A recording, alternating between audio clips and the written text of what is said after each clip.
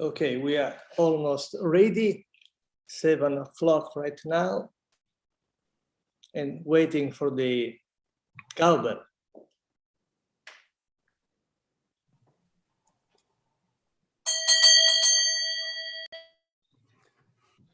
Dear colleagues, I'm Filippo, Crea, Editor-in-Chief of the European Journal. Welcome to this new dialogue, to our Socratic dialogue with top experts in the world. Please ask questions.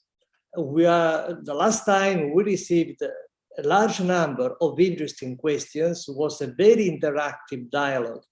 And this is what we want to have today, a very interactive dialogue.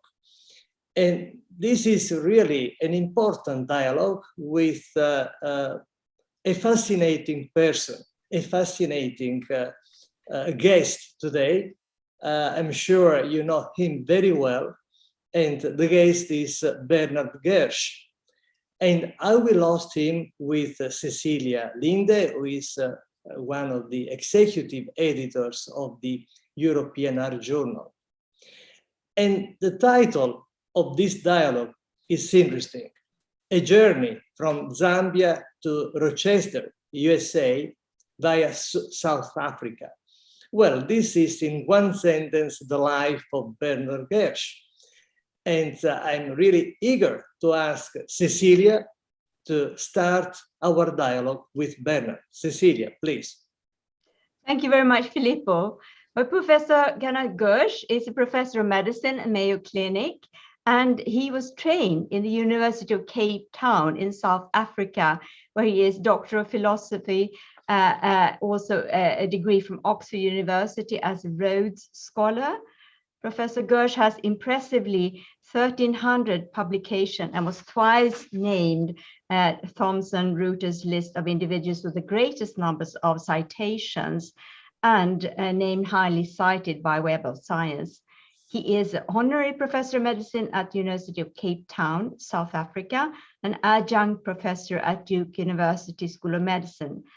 He was appointed honorary clinical professor at the Center for Clinical Pharmacology, William Harvey Research Institute in London. Dr. Gersh has received many prestigious awards, and as examples are the ACC Distinguished Service Award, the Hatter Award for Advancements in Cardiovascular Science for University College London and University of Cape Town, Mayo Clinic Distinguished Alumni Award, Distinguished Scientist Award of the American Heart, and designated Master of the American College of Cardiology. In 2005, Professor Gersh was appointed Doctor Honoris Causa at the University of Coimbra, Portugal. For the ESC, he was designated as 4 Legends of Modern Cardiology, one of 4 Legends of Modern Cardiology in 2013, and has received both the silver and the gold medal. Professor Gersh, it is a great honor and privilege to interview you. Before I come to the first question, I would just like to have a little citation. Livingstone first saw Victoria Falls from a tiny Livingstone Island, which sits on the Zambezi River on the lip of the falls. He wrote in 1857, "Creeping with awe to the verge, I peered down into a large rent, which had been made from bank to bank of the broad Zambezi, the most wonderful sight I'd witnessed in Africa." So with this little teaser, I would like you to talk about your fascinating journey. Thank you, Cecilia. Just one comment about being one of the 4 legends of modern cardiology. John Cam, who you all know and is a great friend, his comment was, being called a living legend is at least better than the alternative. And well, Victoria Falls is one of the most incredible sights. It is today. I always have a problem peering down because it is just massive, and you can get vertigo when you do it. But we did spend quite a lot of time there. Part of my family actually lived in Livingstone itself. Although we were in a different part of what was then Northern Rhodesia. So really, I grew up in Zambia. I was born in South Africa because my mother went down to South Africa for the birth, but I grew up in Northern Rhodesia, which then became Zambia. My family were real pioneers in that part of the world. My father went up in the 1920s, and I was educated there until the age of 10 or 11. And then, like many other of my contemporaries, if you wanted a decent education, you had to go somewhere else. We were a mining town right on the border of the Belgian Congo, really. Great place to grow up. But at the age of 10 or 11, we had this discussion with our parents, and it wasn't, would you like to go to boarding school?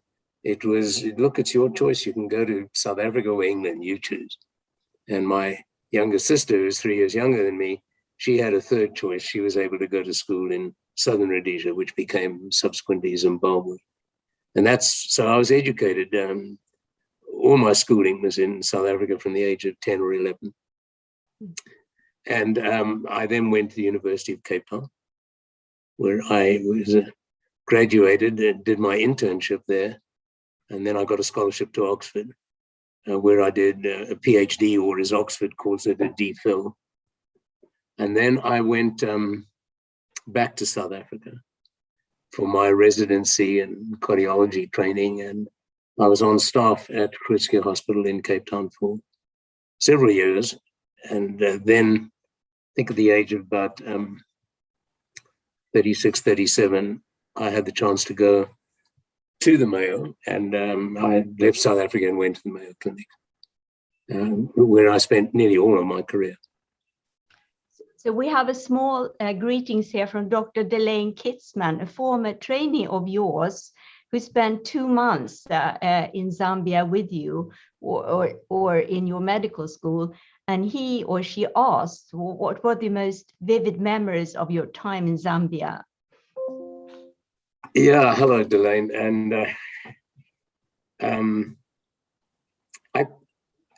I think probably my best memories were, my dad had a wonderful ranch about 200-300 miles from south of where we lived.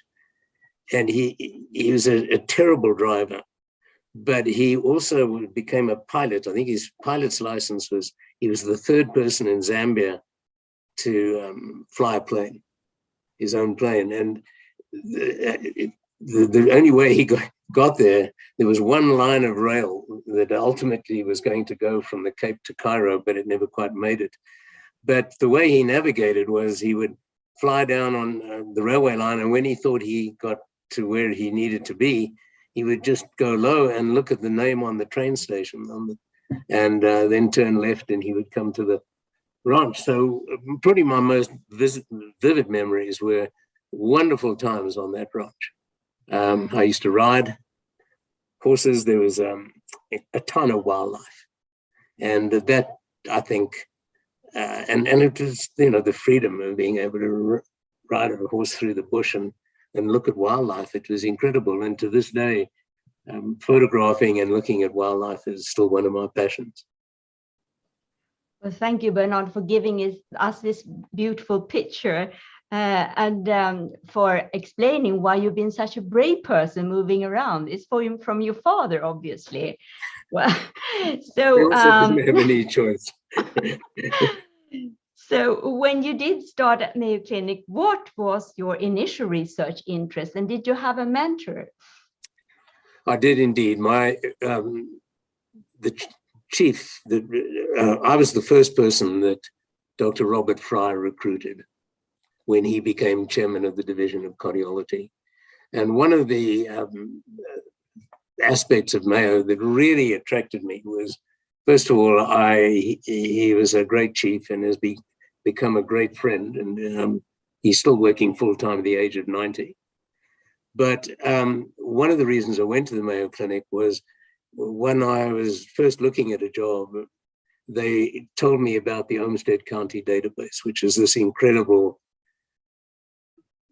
very granular database that was used primarily for epidemiological reasons. And I remember saying to him, well, would I have access to this? Because I think I could use this database to try and answer clinical questions. So some of the very early work I did was with the Olmsted County database on, I think our first paper was on, quote, low atrial fibrillation, which we published in the New England Journal. And it was a very simple study. It was about 120 patients that we could follow. We had a 15-year follow-up on that, a 100% follow-up. And then the other aspect of my early research at Mayo was, or early work at Mayo was, Bob Fry was one of the principal investigators of the CAS trial. And the CAS trial was one of those 3 early trials of bypass surgery versus medical therapy. And the CAS trial also had a registry of about 20,000 patients that were not enrolled in the trial, but they were in a registry. And it was an incredible resource. So I did quite a lot of, we wrote quite a lot on the results of bypass surgery in, quote, the elderly, which at that time was over 65. And he was my mentor for that. And another mentor was Lloyd Fisher, who was a biostatistician at the University of Washington in Seattle. And that's where the core lab was for the CAS trial. And he taught me a huge amount about biostatistics and what you've got to know and what you don't have to know. And I remember he saw me wandering around with Bradford Hill's textbook of biostatistics, and I'm trying to understand how to do multivariate analyses. And he gave me some great advice. He said, you'll never be able to understand that. You don't have the mathematical knowledge to understand the equations, but I will teach you how to use a multivariate analysis. And that's actually something that stood me in really good stead, because I really earned my living to some extent doing multivariate analyses for years, but I still don't understand the equation, and I'll never understand it. And the same thing now applies to the work we're doing with artificial intelligence. I can't understand what's under the hood of the black box, but I think I know how to use the data and use the output. Well, that's a wonderful place to have started in, and with all these the historic studies like the CAS trial, I think all us who are slightly younger than you are, this is one of the fundamental studies on the effects of bypass surgery that we all refer to. Then there's fantastic registries that the Mayo Clinic do have. You have a very diversified research interest, as I understand it, ranging from arrhythmias to cardiomyopathies. Do you have any favorite, or does it vary over the years and decades? Well, from a clinical standpoint, I think that the two aspects, I think, clinically that I found just life-changing was the advent of reperfusion therapy. I mean, my very first job in Cape Town as a very young consultant was to run the coronary care unit. And at that time, we were doing acute coronary bypass surgery for myocardial infarctions. And then along came streptokinase and the GC trial. When I came to Mayo, and my going to Mayo was the best thing I ever did. I just loved working there, and I loved the people I worked with. But when I got to Mayo, this was really the start of the reperfusion era, and 1980. And Ray Gibbons, who is a colleague and a nuclear cardiologist, was doing a lot of work on measurement of infarct size with sestamibi. And really, we published so much. What was so exciting about it was there were so many questions about reperfusion therapy. What's the role of collaterals? What's the duration of time before reperfusion and so on? All these questions, and we were able to answer them, together with others outside Mayo. So I found that incredibly exciting. I remember the first primary PCI. A woman, kid of class 3, anterior infarction, 2 a.m, and about an hour and a half later, she wanted breakfast. I thought, I've never seen anything like this. It was incredible. And then the other was in electrophysiology. We had a large series of WP surgery for WPW. And our surgeon, the late Gordon Danielson, was busy writing it up. I think it was 400 cases. and I saw the first radiofrequency. We did our first radiofrequency ablation. And, to see that delta wave just go away. And I saw him in the corridor and I said, by the way, surgery for WPW is now of historical interest only. So, that was both a clinical interest, of course, and a research interest, but things change. I mean, reperfusion for STEMI is now a matter of logistics. I mean, we know all about it. The only other frontier of reperfusion, and I see Gerd Horsch there, is a reperfusion injury. And I don't believe that this is a dead issue. I still think there's a role for modifying reperfusion injury in patients that are quite sick to start with. The Condi Eric trial from Sweden and UK was an excellent trial that didn't show a benefit of modifying reperfusion injury with preconditioning. And the reason it didn't was because the mortality was so low. It was a victim of its own success. So we're now looking with Holger Thiele in Germany and Gerd Horsch, we're actually have a pilot study now of reperfusion injury in patients that are killer class 2 or more. So otherwise, I think reperfusion, we know what to do. It's just a matter of logistics. Well, that's wonderful. And it's wonderful that you continue to keep this interest. I know that you didn't want to talk too much about the past.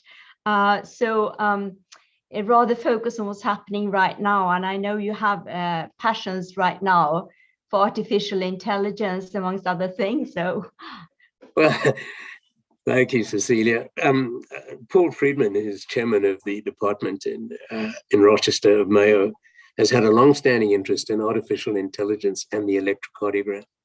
And I'm fortunate to be invited to be part of that group. And so we're really doing a lot of work actually with machine learning and the actual digital electrocardiogram. And it's quite amazing. I mean, I can tell you what the ejection fraction is with a high degree of accuracy, area under the curve 0.9.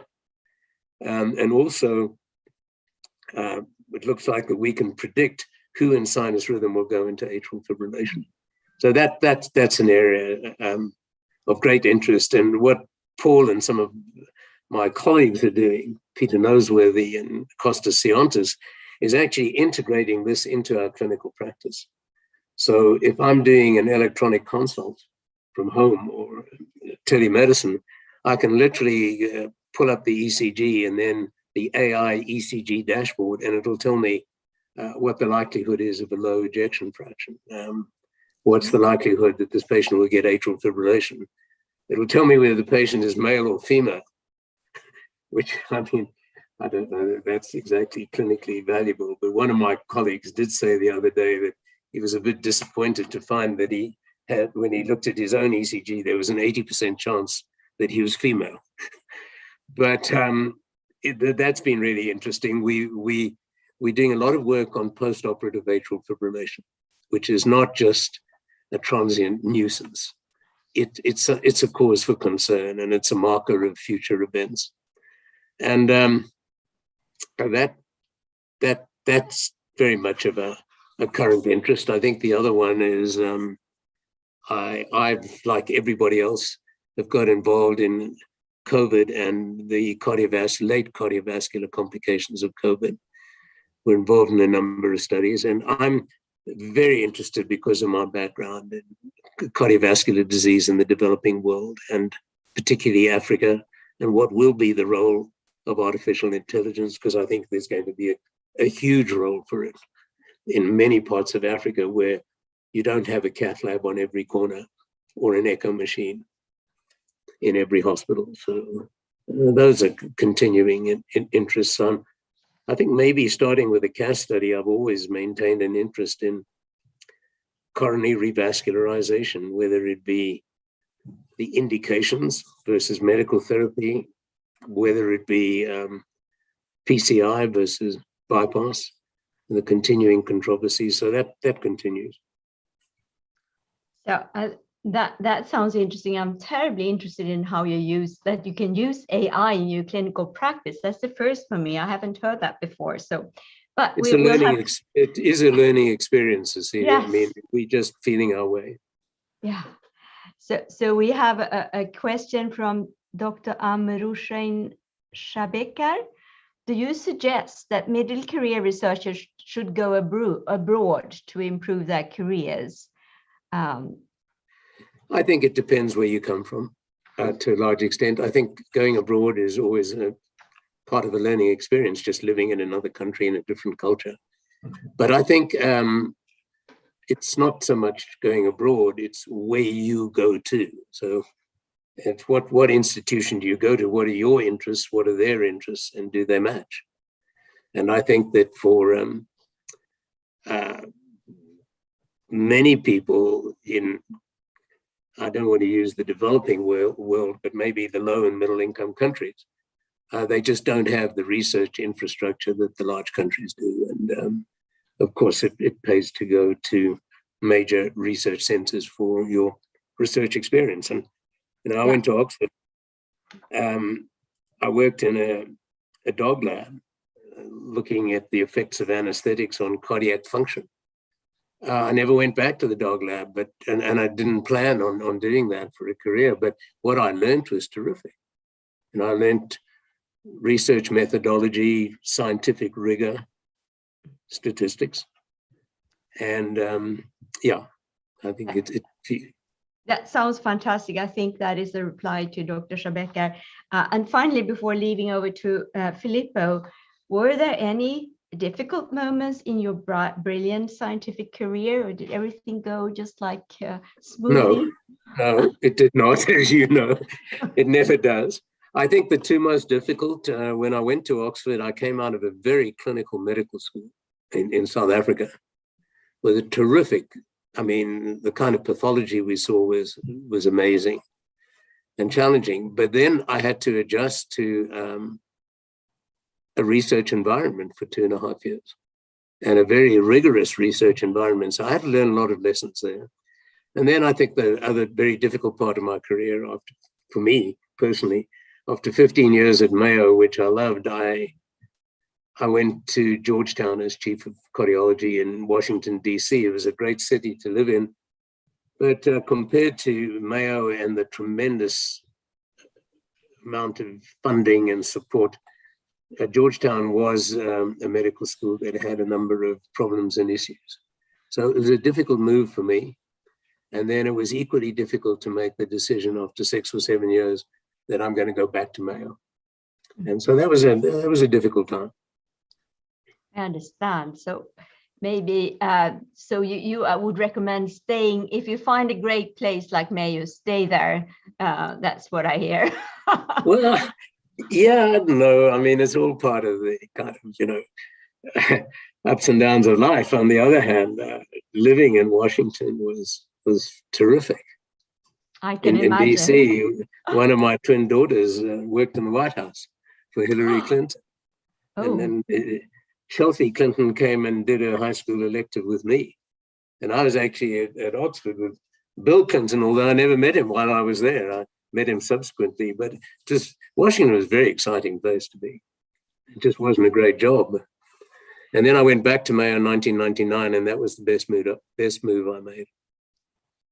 Fascinating. So Filippo, would you like to continue?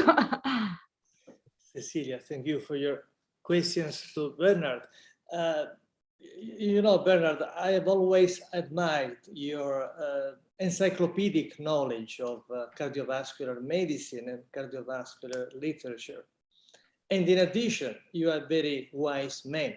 So you are the right person to ask a very, very specific question in line with the debate generated by the ischemia trial, which perhaps you can summarize for our audience. Well, the question, very simple, is should we revascularize a stable oligosymptomatic patient with a proximal LAD stenosis? Very difficult question, and in a way, the ischemia trial doesn't answer that. Now, the ischemia trial is a really good trial, 5,000 patients, looking at revascularization, mainly with PCI versus medical therapy in patients with chronic coronary syndromes or chronic stable angina. And it was a neutral trial. But we have to wait and see what happens at 5 to 10 years, because the curves are starting to diverge in favor of the invasive approach.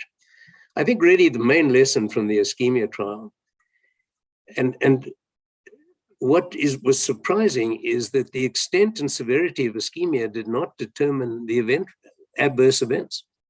Now that's really a surprise. And so where I think the guidelines could be modified is this.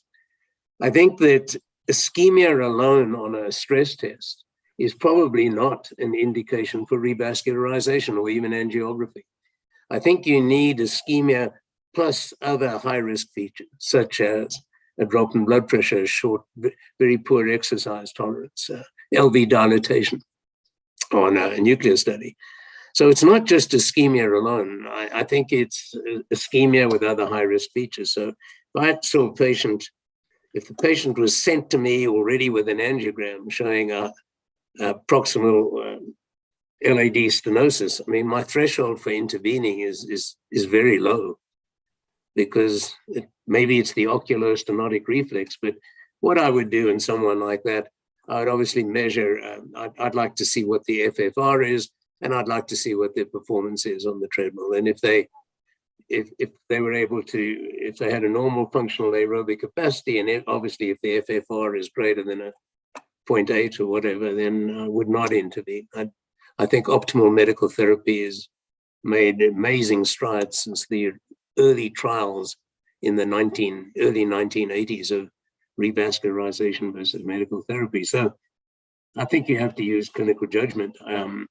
I do think that one great lesson from the ischemia trial is we need to rethink how we risk stratify. And I think I'm involved with a review that's going to hopefully come out in Nature Reviews in 2-3 months. And the whole review is on plaque characterization. Can we identify vulnerable plaques? What should we? There's a great deal of interest in this. And this comes back to your great area of interest, Filippo, microvascular function. And so I think the time has come to really rethink how we risk stratify people. And a stable angina is not stable. It's stable until it becomes unstable. And some people never become unstable, and some people do. So we go back to the vulnerable plaque and new ways of characterizing it.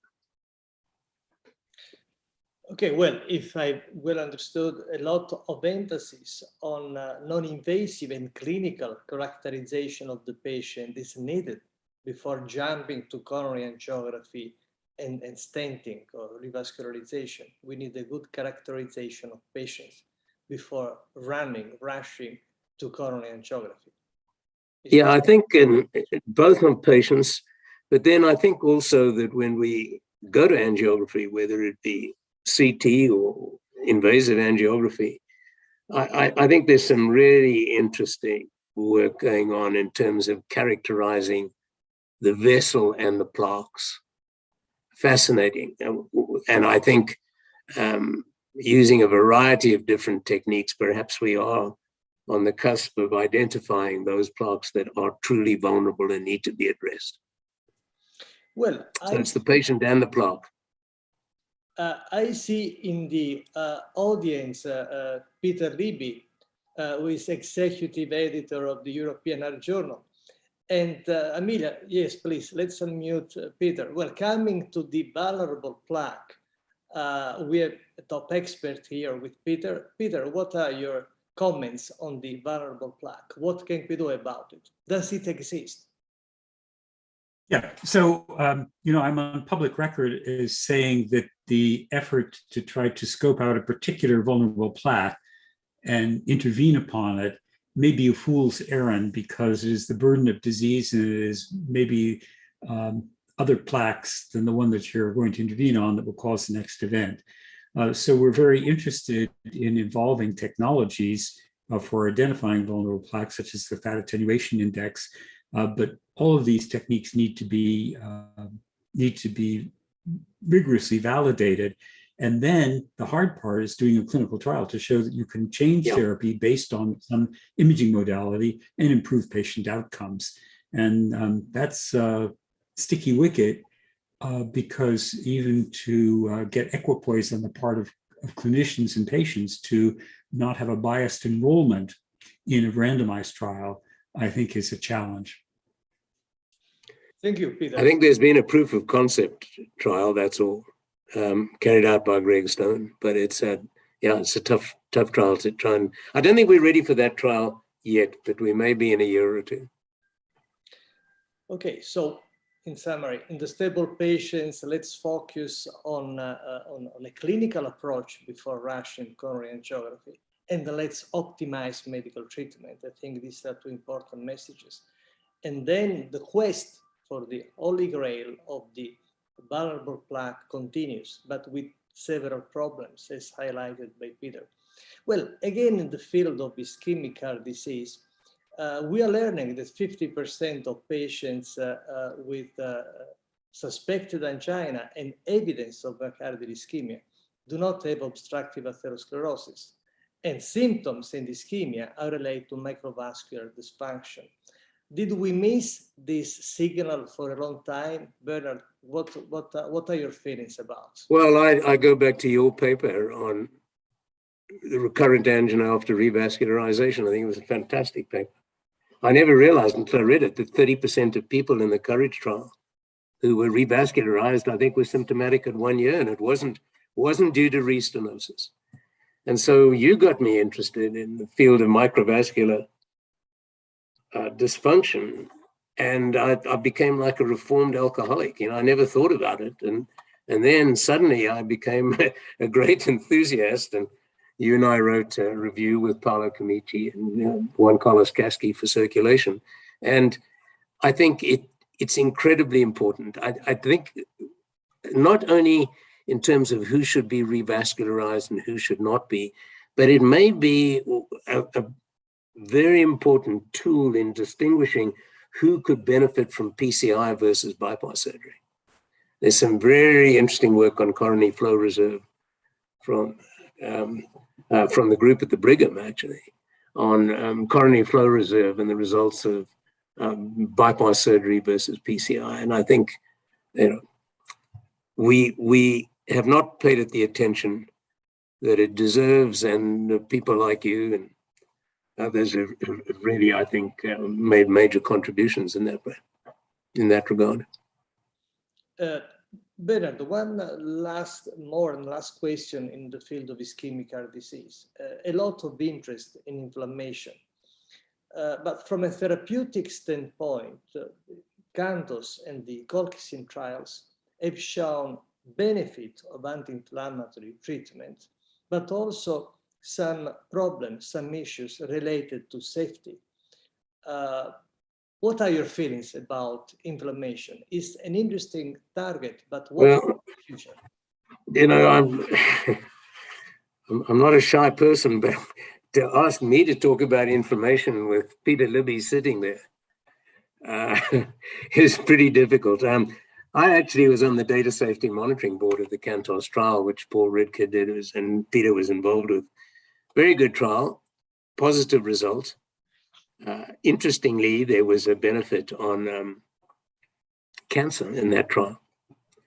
I don't know where that's going to go, but the side effects of the drug were really understood right from the beginning. I mean, this monoclonal antibody to interleukin-1 will predispose to infection. It's a form of immunotherapy, if you want to call it that.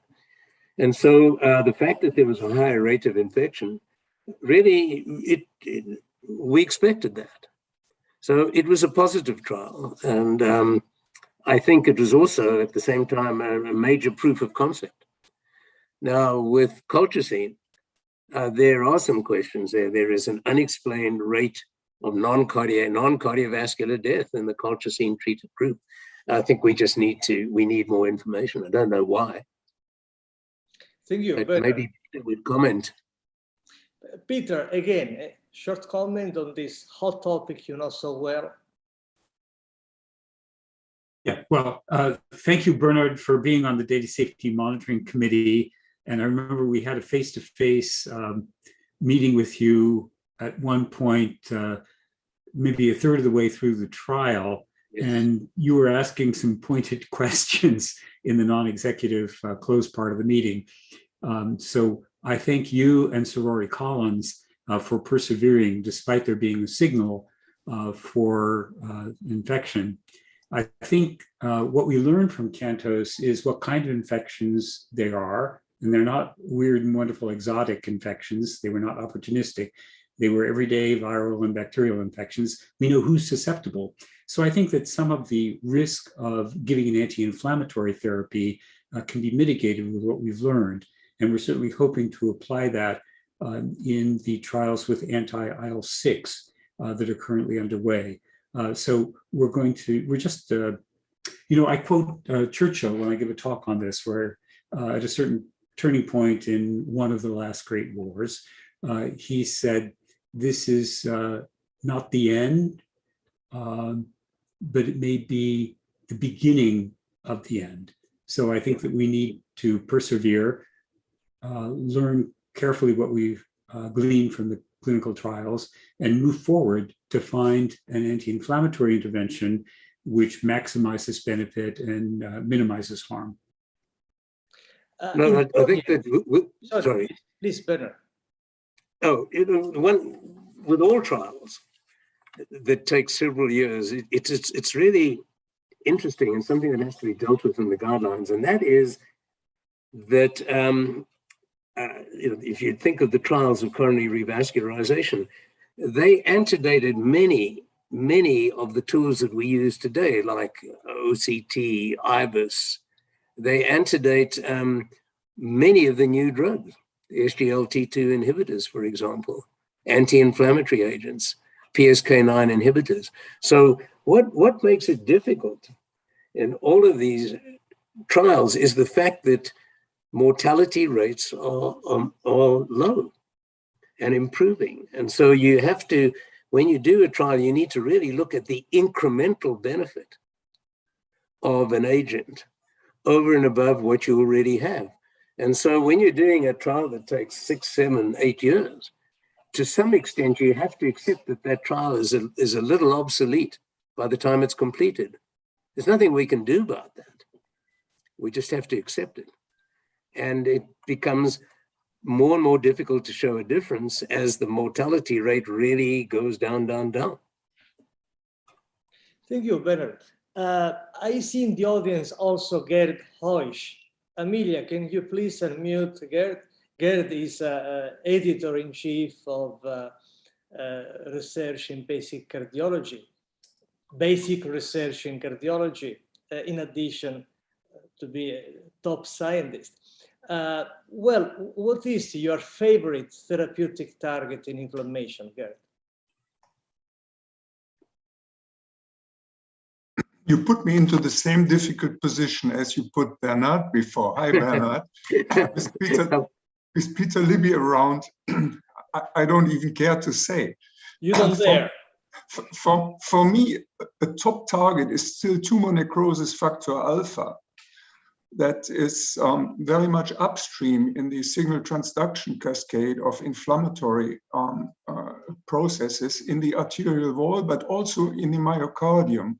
So my expectation would be that with hitting a TNF-alpha, you could possibly target the inflamed coronary circulation and also the myocardium. And I realize that previous studies have not gone so well with TNF-alpha, but they were mostly targeted at heart failure and not so much to the possibly inflamed microcirculation with the inflammation of the myocardial areas just surrounding that microcirculation. So my target would be TNF-alpha. Okay. Well, let's close this mini congress in ischemic heart disease, and I'm sure Cecilia's got other questions for Bernard. Yes, here we move to a group which does have a high mortality rate, and that's the group of hypertrophic cardiomyopathy. So recently you written a paper about how to assess the risk for sudden cardiac death. And traditionally in Europe, with using our guidelines, and the American ones is based on echo parameters, history of sudden cardiac death, to some degree, presence of ventricular arrhythmia. But you said that perhaps you showed that the sensitivity for actually predicting sudden cardiac death was relatively low. And as I understand it, you're suggesting new imaging tools to add to get, amongst others, myofibrillar disarray, which I find fascinating. So could you give some recommendation about to assess sudden cardiac death risk in hypertrophic cardiomyopathy, please? Hypertrophic cardiomyopathy is really just a fascinating disease to study. Yeah, I mean, the positive predictive value of any of our algorithms is only about 15%. So whether you're using ESC or ACC, the fact is that the majority of patients who have a defibrillator will never get a discharge. So there are a lot of cost implications of that. And I think there's a lot of argument about the ESC guidelines versus the ACC, AHA guidelines. And I think it's just a matter of semantics. It's simply, if you use the ACC guidelines, you will put in more defibrillators that will not discharge, but you have a greater sensitivity. And with the ESC guidelines, there's more specificity. What I really think, and here I must acknowledge Paolo Camici and Antonio Polici, and we do have an editorial or a commentary somewhere in the publication process right now, and that is a call for action that we really are not very good at predicting sudden death in people with hypertrophic cardiomyopathy, at least for primary prevention.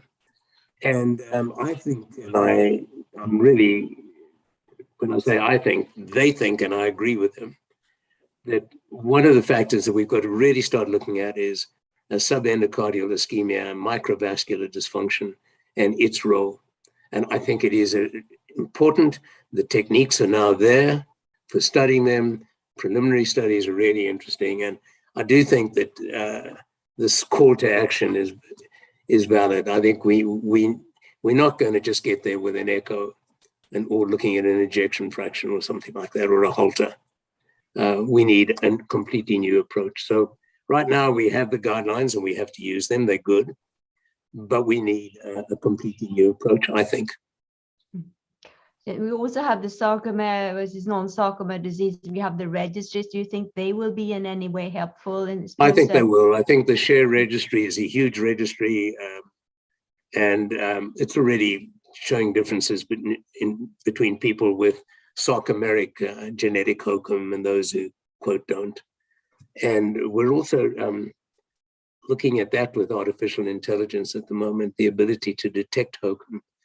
And our problem is the model that we have, which was published in JACC, the model is really based upon our own population at the Mayo Clinic, which is primarily Caucasian. And what we really need to do is look at our model and see how it applies to athletes and other ethnic groups. Yeah, and we're collaborating with people around. Yeah, we're collaborating with a bunch of people around the world. Yeah, because the mid-cavity obstruction, which is, or apical, seems more common in Japan settings. So maybe that is something. Yeah, so that's fascinating. So let's shift to something where we're really at the end of the beginning, as I see it, and that is stem cells. Professor Brownwell has identified that as the treatment of the future. I believe he means for refractory angina and severe heart failure. This is a truly tricky subject. You have written several papers in a positive tone. Could you explain to us which cells, which way of delivery? Is it the cells? Is it some indirect factors? What is your take on this? My take on it is not as a basic scientist at all. It's as a clinician. But we've got some good basic scientists who have been working on this at Mayo, and I've had the chance to work with them. I think that this is really, to quote Peter Libby and Winston Churchill, I think this is, are we at the end of the beginning or at the beginning of the end? And I gave a talk once in front of a bunch of stem cell biologists, and I I got it mixed up. And I said, we're at the beginning of the end. And I meant to say we're at the end of the beginning. I think we've been naive to really believe that in 15 years, this would be solved. There was too much hype. Some of that is our fault, physicians, the media, the public. And then when you have all that hype, and then the trials are neutral, there's a reaction. And there's a very strong reaction that from some groups suggesting that this has been overfunded and the money has been could be diverted more productively elsewhere. Professor Balmoral wrote a great article at the time of the paradigm trial of Entresto, sacubitril valsartan.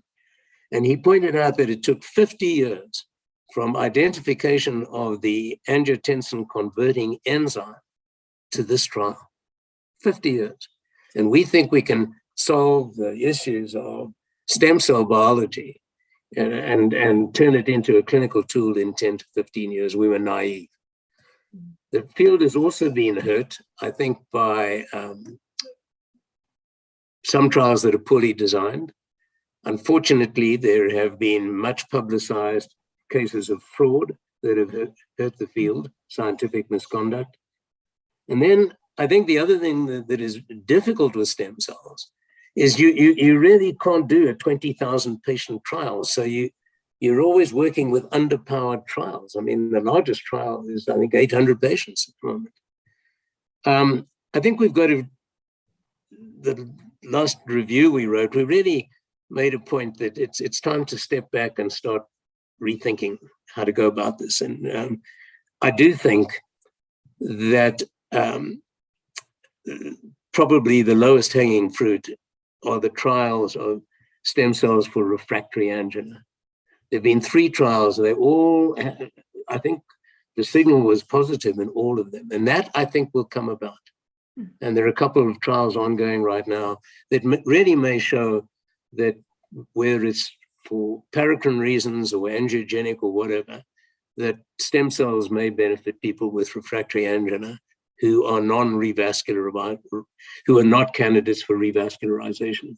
In terms of regenerating myocardium, that's another huge step, and I can't predict. I think that the biological patches are interesting. A lot of work going on in Germany. But somehow you have to get those patches to integrate with the rest of the myocardium. You know, it's not just growing more muscle, that it's got to be electrically integrated and so on. And then I do think that the first trial of embryonic stem cells is taking place right now under Dr. Joseph Wu in Stanford. And I mean, the concept remains exciting. It is logical, but it's going to take a long time. Well, thank you. I'd hate to see it prematurely terminated. Yeah, I think the expectations on the part of the patients were too high, and we were perhaps to blame for raising these expectations too. Whereas I see that the need in heart failure would be much greater than in refractory angina. But maybe now, on the other hand, when we have all these new heart failure drugs, things will be a little bit different. But I don't think anybody can tell. It's truly a very tricky area. And I think we'll leave it at that and turn into simpler things like atrial fibrillation. So there's a lot of hype on device-detected atrial fibrillation, such as watches or phones. How do you think that will be applied in everyday care? I think this may be the most controversial area in clinical electrophysiology at the moment. What do we do with device-detected atrial fibrillation? And right now, I think there's a general consensus that if you have device-detected atrial fibrillation that lasts for more than 24 hours, or maybe more than 12 hours, that's like clinical atrial fibrillation. So do you anticoagulate them? Yes, depending on the CHA2DS2-VAS scores and so on. What do you do if it's 6 minutes to 6 hours or 6 minutes to 12 hours. And I think we simply do not know. We really do not know. And the recent Danish loop study has provided us with some information. But right now, for asymptomatic device-detected atrial fibrillation, what I'm trying to do, if it's less than 12 hours of atrial fibrillation, is enter the patient into some of the randomized trials. I think that we will hopefully, we will get the answers in 2 to 3 years in terms of, in general, should we anticoagulate? But whether we will get the answers, whether the trials are large enough to answer the question about what about 1 hour of atrial fibrillation over 3 months versus 10 hours, we may not get those answers. We may need to look at other biomarkers and various other things. But it's a very interesting area. The watch gives everybody headaches because if your patients have watches, you're going to get a lot of correspondence, I tell you, in the patient portal. So I think we've got to wait and see. It's really interesting. The other area that I think is fascinating is from the ASSERT trial in Canada. Jeff Healy has shown that if you have device-detected atrial fibrillation that progresses in duration over a certain period of time, and then the episodes become longer and longer, there's a really significant increase in heart failure. And that's fascinating. Yeah, that's really fascinating. And then we have, I hope that your TCA trial is going to be, that's concluded its inclusion, and that I hope that will report fairly soon, perhaps in a year or so, and then know what trial to follow. What I find in the clinics is exactly what you're saying. All the patients come with their phones, smart watches, ask me to comment on this and that actually generates quite a lot of work. I'm not sure what benefit it does, to be frank. So maybe the artificial intelligence may help something there. We need additional tools because right now I think it creates both anxiety, fixation with health, and unnecessary work. That's my take on this. We're certainly developing, we're actually working on models right now. We've just got funding to try and see if we can predict which patients will go into heart failure with atrial fibrillation, clinical and subclinical. That's really interesting. I don't know about how we are about time, but I have one very important question, I think, for the young listening out there, and that is that you are an outstanding and worldwide renowned speaker. What do you recommend to our college for developing these skills in rhetoric and to become an excellent speaker? Well, Cecilia, thank you for the comment. I think I do give a talk to our fellows as part of their curriculum entitled How Not to Give a Talk, or How to Give a Really Bad Talk. And I think there are 5 points to make. The first is know your subject. I don't talk in areas that I don't work in. I mean, in other words, I keep my talks to the areas that I've worked on or done research in or have clinical experience, but I don't talk outside my field. I never give a talk in inflammation or lipid lowering therapy. It's not where I made a contribution. So know your subject and then know your message. What are you actually trying to tell them when you give a talk? And then know your audience. The talk that you give at grand rounds at an academic institution will be very different from if you're talking to medical students or primary care providers. So know your subject, know your message, know your audience, and then most of all, know how much time you have. That's the biggest mistake that we all make. And my friend, a late friend and mentor, Lionel Opie, who always wrote beautifully, but he also was an excellent speaker. And he made the comment that if you don't, failure to prepare is prepare to fail. And so I don't think it matters how many talks you've given. You have to be, preparation is the absolute key. And when I prepare a talk, those are the 4 things I try and construct my lecture around, and that is know your message, know your audience, know the time, and prepare. And there will always be mistakes on slides. There will always be a mistake. You get up there, you think, there's a spelling error, or the slide is clumsy. It takes you too long to describe it. And so what I then do, when I sit down, I make a note of that slide and I redo it. When I get home, I get it redone. Sort of ongoing quality assurance, so to speak. Well, this is fantastic advice. Listen and learn, everybody, including myself. So now I lead over to you, Filippo. Well, along this line, I have an interesting question from a colleague, Dr. Gudarzi Nejad. I hope the pronunciation is fine. It's a very sharp question. What is the single most important factor for your success, Bernard?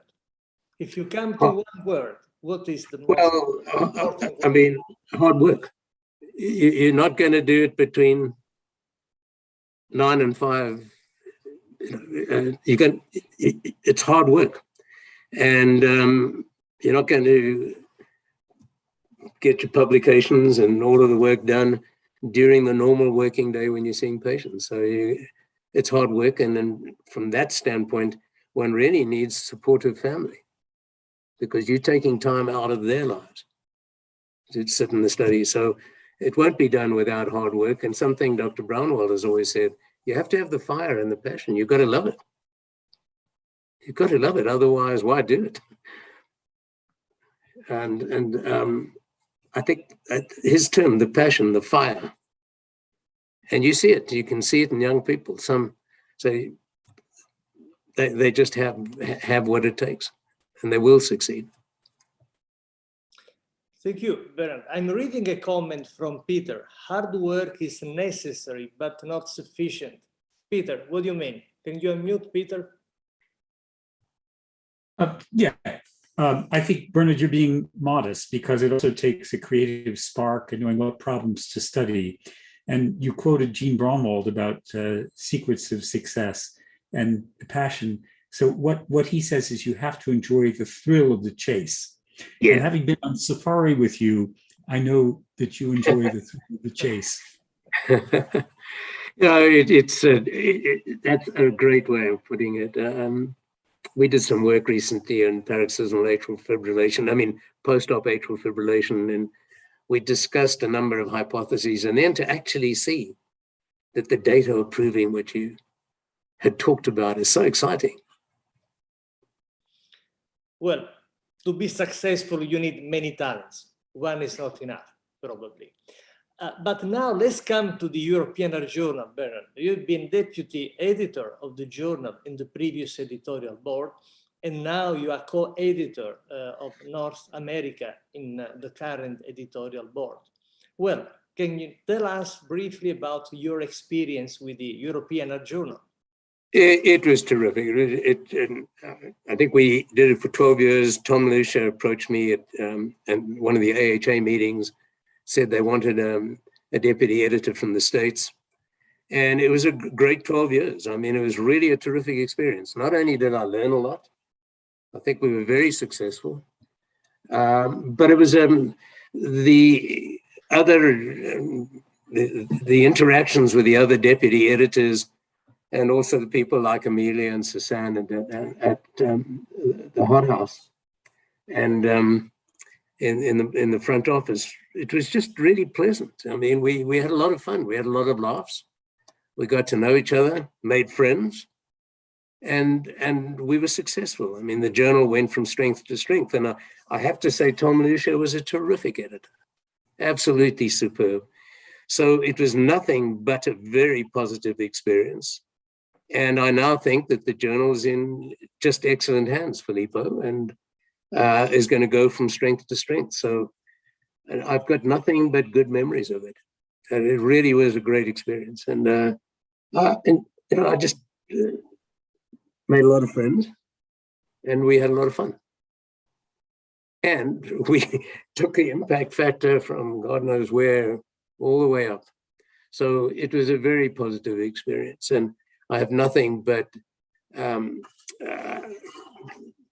great expectations that the journal will continue to be incredibly successful. Thank you, Bernard. you're still part of the game. I mean, you are co-editor of the journal. I'm very pleased to be part of the game. We enjoy your support. It's fantastic, and as shown today during our debate. And I have one final question, again, about the European Heart Journal. What are your suggestions for future dialogues? This has been a new initiative of the journal, successful so far. Any suggestion how we can improve it? I don't, it's not broken. There's nothing that needs to be fixed. I mean, I've enjoyed listening to the dialogues, and I have to say I've enjoyed being part of it today. I just say, continue to do what you're doing. And as part of the mission of the journal is to go beyond Europe to many other countries. And there are a lot of interesting people in other parts of the world that could contribute to the dialogue in a very positive way. So I think just continue doing what you're doing. Thank you, Bernard. We are at the end of this fascinating dialogue, as anticipated by Cecilia. It's been 1 hour. We've been debating together, a fascinating hour. Thank you, Cecilia, for hosting our important guest, Bernard. Thank you, Bernard, for your contribution to the journal and to the dialogue. And I remind you that our next dialogue will be, as usual, on the last Thursday of the month. Will be, in this case, March 31st at 17 CET. Thank you, Cecilia and Bernard, for this wonderful hour. Bye-bye. Thank you. Thank you, Cecilia. Thanks, Bernard. Thank you. Thank you, everyone, for joining. Just a reminder that our dialogues take place every last Thursday of the month. Many thanks. We're just going to wait until everybody signs off.